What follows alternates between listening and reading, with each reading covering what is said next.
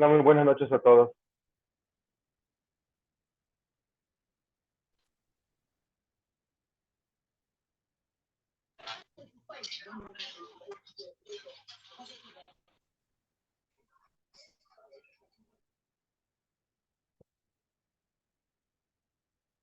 Hola, muy buenas noches a todos. Les doy la más cordial bienvenida al módulo 23. Estamos en la segunda sesión de la tercera semana, a punto de finalizar ya la tercera semana, correspondiente a las tecnologías emergentes en la administración y la gestión.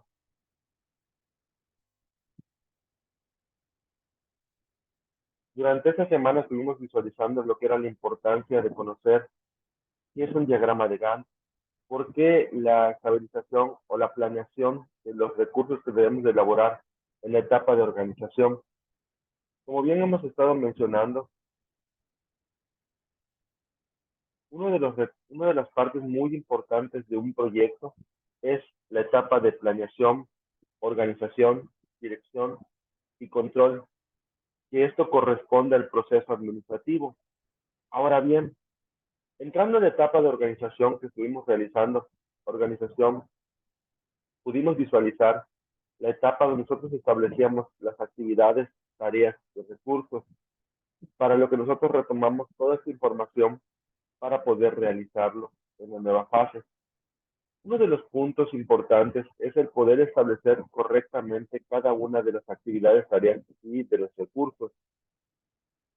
Como bien mencionábamos de la sesión pasada, ¿en qué perjudicaría volver a optar por no tomar las recomendaciones de las fases? En que volvamos a recaer en la misma información errónea.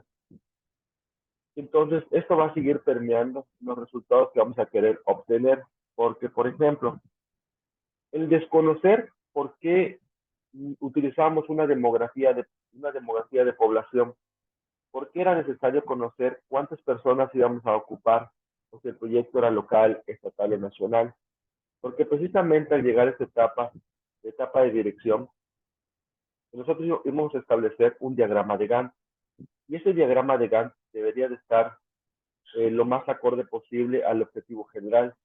O sea, ¿qué quiere decir? A los años que ocupamos para realizar el objetivo general. Pero ¿qué pasa si nosotros dentro de esta tabla, en lugar de colocar el tiempo total, colocamos horas? Relativamente nos va a dar un proyecto que está escaso, que no es factible de realizar.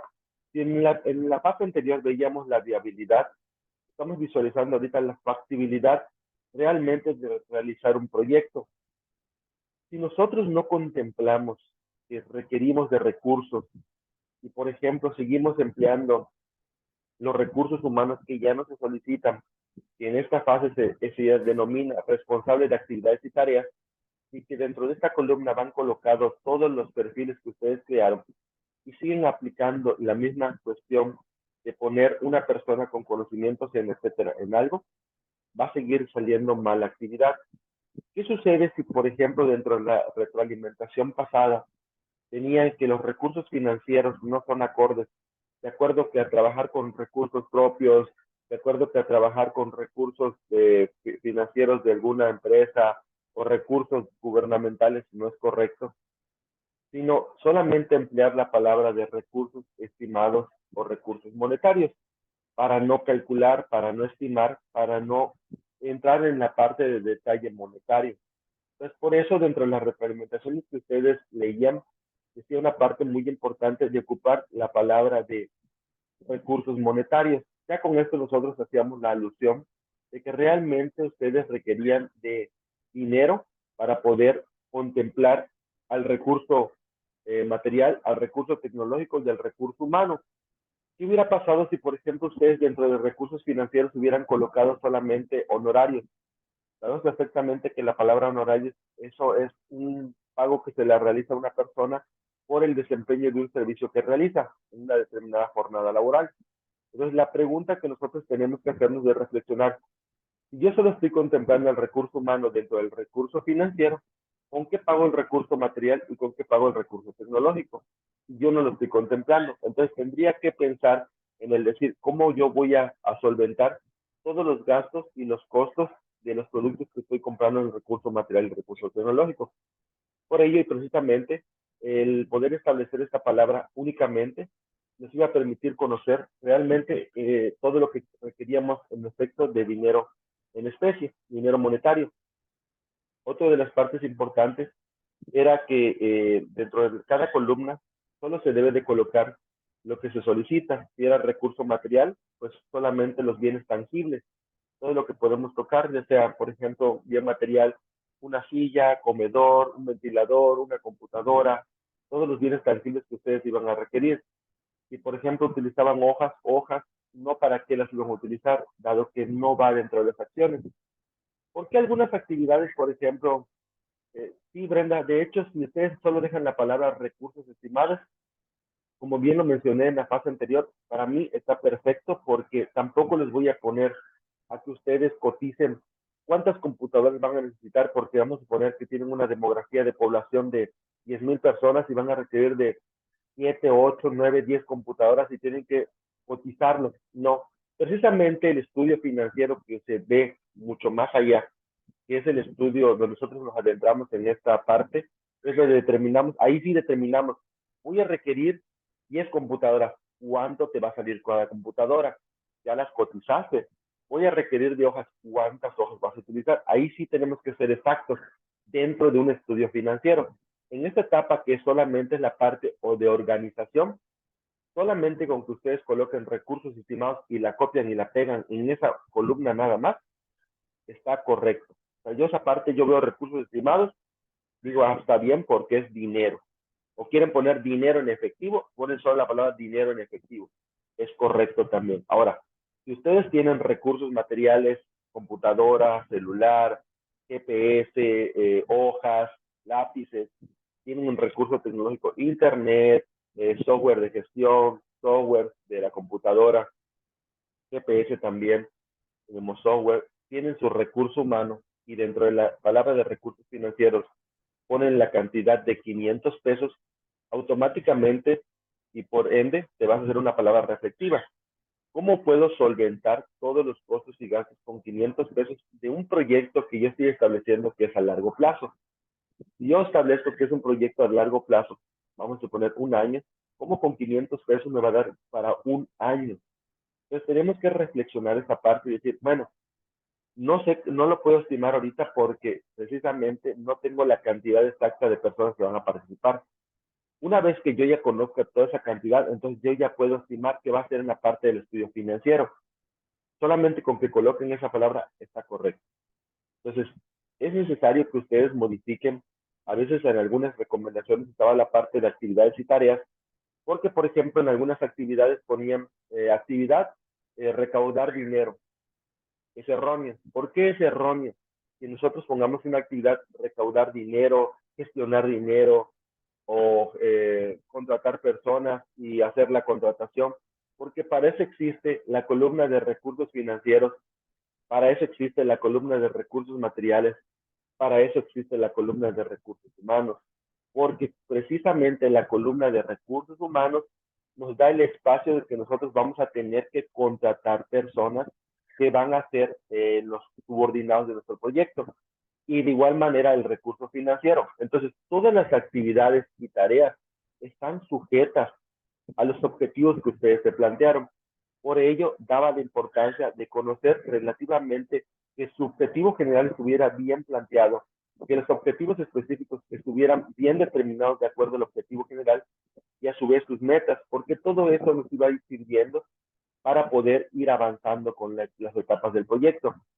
Las etapas del proyecto que nosotros veíamos que era la parte del proceso administrativo, que vamos a llegar ya a la semana final, y esa semana final que ustedes van a utilizar parte de la información que ustedes trabajaron de todas las semanas, o sea, de las semanas anteriores, semana 1, semana 2, semana 3, va a permear igual o les va a impactar si, por ejemplo, no se han tomado las recomendaciones desde fase 1. Cuando ustedes establezcan la creación de su construcción web, automáticamente no va a contener la información fidedigna o una información viable para el lector. Entonces, ¿qué yo le puedo presentar si realmente no conozco la estructura de un objetivo general? ¿Qué le puedo presentar si no conozco la estructura de los objetivos específicos, de las metas? Si no conozco la importancia de los recursos dentro de un proyecto, ¿Por qué son importantes cada uno de los recursos para que un proyecto pueda sobrevivir? ¿Qué es realmente un proyecto? Por eso todos los proyectos tienen un inicio y tienen un final. Todos los proyectos requieren de estos recursos. Por eso precisamente nacen de la importancia de poder sobrevivir. Cada recurso que se establece, y ustedes lo pueden visualizar en diferentes o en múltiples autores de libros, que van a encontrar que no hay proyecto que pueda sobrevivir con la palabra ninguno. Si, por ejemplo, ustedes entregaran un trabajo presencial con la palabra ninguno, automáticamente están reprobados. Un proyecto que exclusivamente le ponga una palabra, diga ninguno, no lo necesito o ya lo tengo, es un proyecto reprobado, es un proyecto que no tiene ni viabilidad ni factibilidad técnica. Sin embargo, aquí lo que se hace o lo que yo hago en estas situaciones, cuando a veces veo y veía en algunas situaciones que de repente ponían ahí ninguno o de repente se les pasaba y lo dejaban en blanco, lo ponía como recomendación cuando yo veía que también tenía una estructura correcta de lo demás que se contestaba. Sin embargo, cuando yo veía que toda la tabla decía ninguno, ninguno, ninguno, ninguno, ninguno, yo decía, guay, ¿cómo va a sobrevivir un proyecto si realmente no tienen los recursos? O sea, ¿cómo yo voy a tener, no tengo recursos materiales, no tengo los recursos tecnológicos, no tengo el recurso financiero y no tengo el recurso humano? Entonces, ¿qué voy a hacer? Cuando de repente veían el recurso humano que decían yo, y una de las partes importantes que mencionábamos era el no emplear el yo, porque recordemos que la plataforma nos da ciertas instrucciones que debemos de seguir, y esas instrucciones no es porque realmente diga, yo se los voy a poner y se los voy a dejar así para que lo sigan, sino es porque ya viene una trayectoria de investigaciones sobre proyectos de investigaciones sociales, proyectos de inversión, de todo tipo de proyectos, y que nosotros determinamos eso para establecer una estructura organizacional interna de un proyecto. Relativamente, el tener bien estructurado todo eso nos permite llevar a la siguiente fase, que es la que estamos llevando el día de hoy, etapa de dirección, donde todo esto se vuelve más dinámico, donde cada actividad, donde cada tarea, donde cada recurso que ustedes establecieron, eso nos va a permitir saber si realmente podemos cumplir con el diagrama de Gantt. ¿Por qué? Porque nosotros vemos que un diagrama de Gantt, ¿para qué nos sirve? El diagrama de Gantt, como lo exponía Henry Gantt, que era un investigador, decía, no, es que se puso a pensar un día, ¿por qué yo estoy viendo que tengo unas ciertas tareas y no las puedo acomodar? ¿Por qué Henry Gantt expuso esa proposición de decir el cronograma de trabajo? Que antes así lo veíamos como nombre cronograma de trabajo. Sin embargo, posteriormente se le modifica el nombre como diagrama de Gantt porque viene del apellido de Henry Gantt. Entonces Henry Gantt dice, yo voy a acomodar mis actividades, voy a acomodar mis tareas y a cada actividad y tarea le voy a dar un tiempo específico para su realización. Antes, como veíamos en la sesión pasada, que los diagramas de Gantt se elaboraban en papel. ¿Por qué nace la importancia entonces de tener las tecnologías emergentes? Precisamente para ya no hacerlo en papel y que teníamos la facilidad de mover esos recursos y que ya no se volvieran estáticos, sino fueran dinámicos, permitía a las organizaciones tener una posibilidad de visualizar algo dinámico, que en su momento cuando yo o el líder del proyecto le dijera a su personal administrativo, necesito que me muestren cómo va la situación de la empresa, cómo va la situación del proyecto, cómo van las actividades y tareas, yo no se lo mostrara en un rotafolio. Si yo agarrara la computadora, hago un proyector. ¿Por qué? Porque las tecnologías emergentes o cualquier tecnología avanza y progresa de acuerdo a las necesidades de las personas. Antes podíamos visualizar un pequeño ejemplo. Las necesidades básicas de comunicación eran solo de un celular. ¿Cómo me comunicaba? Quienes conocieron el celular en las épocas antiguas eran celulares enormes. Conforme fue evolucionando y la necesidad de las personas de tener otro tipo de comunicación, fueron evolucionando. ¿Cómo qué? Ellos se daban cuenta y decían, no, a las personas ¿qué les interesa? Tener fotos, tener videos, y empiezan a salir los pequeños multimedia, que de repente ustedes lo veían, mandaban un mensaje y mandaban un mensaje multimedia y llegaba o no llegaba al otro teléfono. Dale, me das la necesidad de decir, oye, está afectando esto. ¿Y qué necesito? Una mayor velocidad, un teléfono que me pueda dar estas opciones. Empieza a existir la cámara.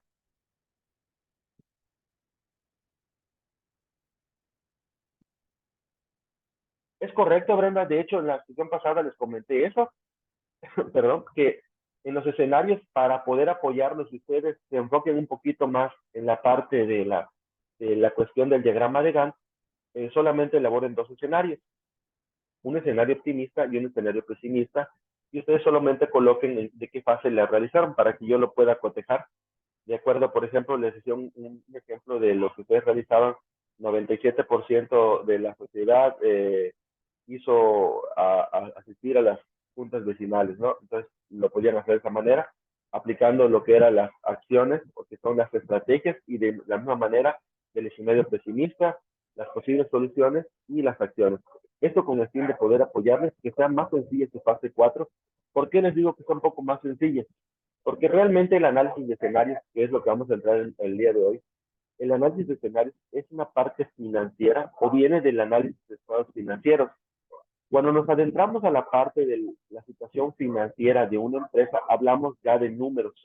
Vamos a dirigirnos del flujo de efectivo, sobre activos corrientes, activos no corrientes, pasivos no corrientes, cuentas T. ¿Y para qué todo esto? Para un estado de resultados, un estado de flujo de efectivo. ¿Y todo esto por qué me va a servir? Para solamente determinar utilidad o pérdida. Y es lo que cualquiera quiere conocer. ¿Tuve pérdidas o tuve ganancias? Si tuve ganancias, digo, ¿qué pasó? ¿Y para qué? Para que yo con el valor presente neto, que es el BPN, o la TIR, que es la tasa interna de retorno, pueda determinar si realmente mi proyecto puede continuar o no, o si realmente lo que tengo que hacer es como hacen los famosos negocios que ustedes pueden a veces ver en las plazas o en su ciudad, que de repente ven, se remata productos por cierre de tiendas. Esos remates de productos por cierres de tiendas, Luis Mario, de hecho los estándares que posibilitan el desarrollo de su proyecto es lo que ustedes consideran de acuerdo a la necesidad del proyecto. Por ejemplo, yo puedo decir estándares de tiempo de realización de las encuestas. Eso puede ser un estándar. Estándar de calidad en la atención al servicio de las personas. Entonces, todo lo que ustedes consideren que les puede servir como estándares. Estándares de producción de los materiales, por ejemplo, si hablo de escasez de agua, estándares de producción eh, de algún sistema fluvial, estándares de recursos humanos de atención a la ciudadanía. Todo lo que ustedes consideren que puede ser necesario para su proyecto, van a establecer como estándares. ¿Qué es un estándar en específico?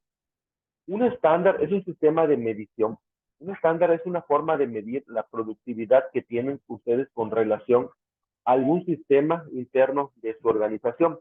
Por ejemplo, si yo el día de hoy voy a producir este producto dentro de mi proyecto, entonces yo le puedo establecer a este producto diferentes tipos de estándares. Estándares de calidad para verificar si realmente los materiales que utilicé fueron los correctos, si realmente cumple con las normas de calidad. Ahí van estándar de calidad, para verificar si realmente cumple con las necesidades del cliente. Ustedes los estándares que tienen que realizar son los que cumplan con las necesidades de la sociedad. Por eso, la mayor parte de los estándares que se utilizan para un proyecto social son estándares de calidad, estándares de cantidad, estándares de recursos humanos, estándares de finanzas, estándares de producción, estándares de, está el de estándares de viabilidad, estándares de factibilidad. Todos esos estándares se sirven solamente para medir todo lo relacionado a la sociedad. Por ejemplo, si yo quiero establecer un estándar con un producto o un servicio, yo digo, tengo este producto y le voy a hacer un estándar de finanzas. ¿Este estándar de finanzas para qué me va a servir? Me va a servir para determinar si correctamente establecí los recursos financieros que yo me propuse en la etapa de organización. Entonces yo voy a determinar que los estándares financieros sí se pusieron correctamente y me están sirviendo para determinar la viabilidad de mi proyecto. Entonces me van a servir para poder terminar con las tareas y las actividades que yo me propuse.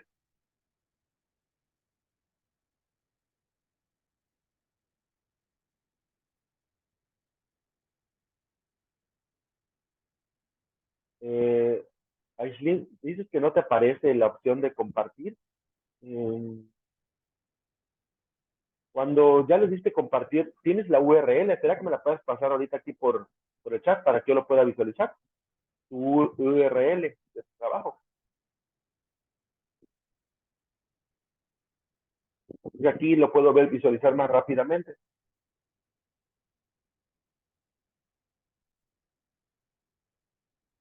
Si lo tienes, ahorita me lo permites y ya te apoyo con eso para verificar a ver qué pasó. Bueno, ahorita les muestro una parte sobre eso. Escenarios. Un escenario es una descripción parcial del comportamiento de la aplicación en un momento específico. Un escenario, vamos a utilizarlo, implica identificar distintas situaciones. Un escenario dentro de la parte financiera lo vamos a determinar como múltiples caminos, como futuros hipotéticos. Es lo que podría pasar. De hecho, los escenarios siempre los vamos a redactar en futuro, porque podría pasar. Es algo que realmente llegara a pasar. No podemos saber si realmente va a suceder o no. Los futuros hipotéticos yo puedo decir, ¿qué pasaría si, por ejemplo, mañana yo digo me voy a caer? Puede ser que me caiga, puede ser que no. Y si mañana digo, tengo 70% de probabilidad que mañana me saco la lotería. O sea, estoy diciendo un escenario optimista, pero ¿es real? No lo sabemos. ¿Puede pasar? Puede ser que sí. De acuerdo a la probabilidad, ¿cuánto hay? Hay 0.0000001% de probabilidad que realmente surja, pero es un escenario optimista que me gustaría que pasara. O sea, es lo mejor que me gustaría que me pasara. ¿Y qué sería lo peor? Que yo invirtiera 100,000 pesos en una apuesta y que realmente lo perdiera. O sea, yo ya perdí. O sea, ¿con cuánto me quedé? Si a lo mejor yo solo tenía 100,000, 101,000 pesos y solo voy a quedar con 1,000 pesos, quiere decir que perdí la totalidad de mi dinero. Entonces, ¿cuáles serían las posibles soluciones que yo implementaría? ¿Cuáles serían? Todo esto me va a determinar relativamente las estrategias que yo pueda utilizar para no caer en esos escenarios. O, para en su caso, mantenerme en un escenario optimista. Porque ¿qué es lo que vamos a visualizar dentro de la parte de un proyecto? Que tenemos un escenario realista. Es realmente cómo me encuentro. Ni bien ni mal. Me puedo mantener en un punto de equilibrio. Que yo diga, no estoy ni arriba de la media ni abajo de la media. ¿Qué quiere decir? Que ni estoy mal ni estoy bien. O sea, voy en un buen camino. Pero ese buen camino lo puedo mejorar con las estrategias que yo ya me propuse. Entonces, el análisis de escenarios en una empresa es una metodología que puede favorecer en la prevención de errores, en el control de tiempo y de otras variables que afecten la productividad y la rentabilidad. Y lo vemos, eso vemos, esa parte. Va a afectar la productividad y la rentabilidad. Si lo vemos desde la parte de la productividad, que yo dijera, el primer día de mi proyecto solo asistió 70%, solo asistió 15% del recurso humano que se contrató para la plantilla laboral. Es un escenario pesimista, es un escenario horrible, un escenario catastrófico. Si yo dijera, si solo el 15%, imagínense que su plantilla laboral que ustedes tenían contemplado sea de 50 personas y solamente hayan asistido 25. Y entonces, ¿qué vamos a hacer? ¿Qué podemos hacer? Ah, entonces, en una posible solución, en una propuesta de solución, puede hacer que yo, como líder de proyecto, establezca tener colchones. ¿Sí saben qué es un colchón? Bueno, un colchón, cuando lo vemos desde la parte de administración o de la parte de recursos humanos, son las personas y también que tienen cierta idoneidad como para alcanzar ese perfil, pero por alguna circunstancia no pasaron la prueba psicométrica, supongamos, y se quedan como resguardo. Si supongamos que el primer día que viene el proyecto no asisten, enseguida yo agarro mi teléfono celular y le marco ese colchón. Le digo, ¿sabes qué? Es cuando nosotros a veces precisamente estamos buscando un trabajo y no nos llaman y de repente te marcan y te dicen, ¿aún estás interesado en la vacante? Ah, ¿por qué fue? Porque la persona que habían seleccionado como su favorito, como la persona idónea para el puesto, no fue. Entonces yo tengo otra persona que sí es idónea, pero le falta pulir ese diamante, porque recordemos que todos nosotros somos diamantes en bruto. Cuando un minero extrae un diamante por la parte de la minería, de parte de una cueva, el diamante siempre sale sucio. Para que pueda encontrar esos brillos tan bonitos, realmente requiere de mucho, de un trabajo y un esfuerzo que le realizan y pulirlo. Es lo mismo que nosotros realizamos. Pulimos nuestro proyecto, nos pulimos nuestros conocimientos, pulimos lo que estamos realizando. Ahora, si lo vemos desde la parte de la rentabilidad, ¿qué pasaría si yo dijera, en un escenario pesimista, yo ponga que de acuerdo al proyecto que se realiza en la fase de concreción, vamos específicamente a la fase de concreción, el lugar físico que se ocupó para realizar el proyecto no se pudo llevar a cabo porque no alcanzó el recurso financiero? Yo diga, no, hombre, ¿qué va a pasar? Si yo pensé, utilicé la palabra pensar, si yo pensé, pero no me puse a investigar, no detallé, no profundicé. Tenemos que visualizar que la palabra rentabilidad entra en un aspecto fundamental en cualquier organización, en cualquier empresa, ya sea un proyecto lucrativo, no lucrativo, financiero, lo que sea, la rentabilidad es importantísima. Esto es especialmente importante, por ejemplo, en una firma de abogados. Si tomamos como un ejemplo una firma de abogados, tomando en cuenta que las horas laboradas son la principal unidad de producción de los letrados, hablando de un sector productividad. Sin embargo, evaluar las ventajas y desventajas de análisis de escenarios es fundamental si lo que se busca realmente es sumar beneficios a las competencias de negocio jurídico de manera eficaz y objetiva. Entonces vamos a visualizar la viabilidad financiera y la viabilidad económica. ¿Por qué? Porque aquí, por ejemplo, si lo hablo del despacho de abogados, la viabilidad financiera viene por el recurso financiero que se establece al momento de aperturar el negocio, y la viabilidad económica va a venir por la parte de los accionistas externos o de la parte de los gastos que yo pueda ejercer. O sea, ¿de qué? Yo tengo solvencia y tengo liquidez.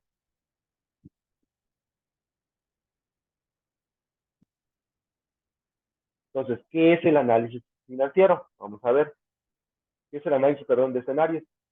El análisis de escenarios, que es, lo vamos a encontrar en los libros como SA, es una técnica de evaluación que se utiliza para identificar y medir la aparición potencial de sucesos de riesgo operativo o para evaluar la resiliencia operativa.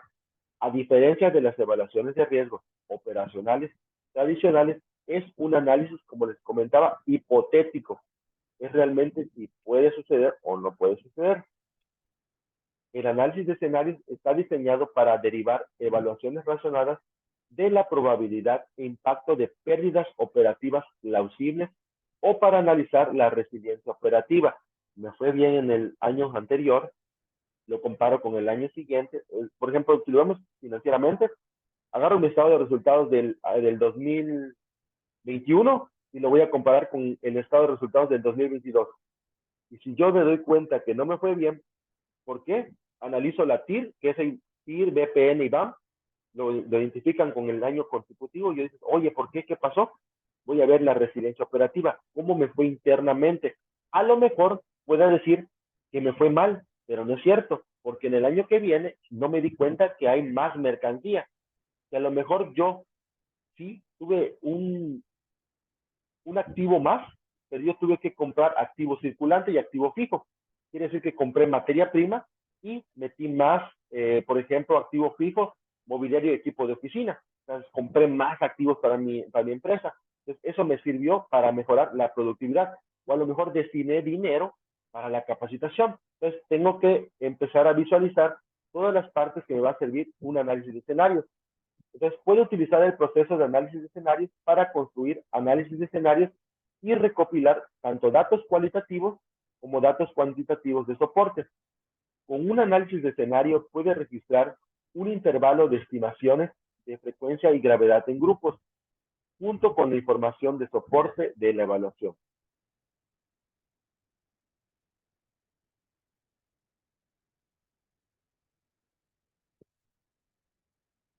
Ahora, ¿cuáles son las ventajas y desventajas del análisis de escenarios en una empresa? Bien, tenemos una pregunta detonadora.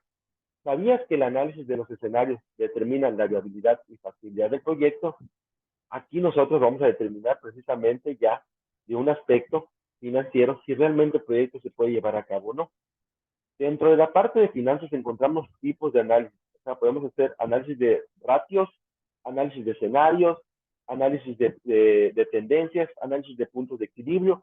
Todo esto en conjunto puede determinar diferentes estructuras o diferentes puntos de vista para que el analista financiero pueda determinar, ¿sabes qué?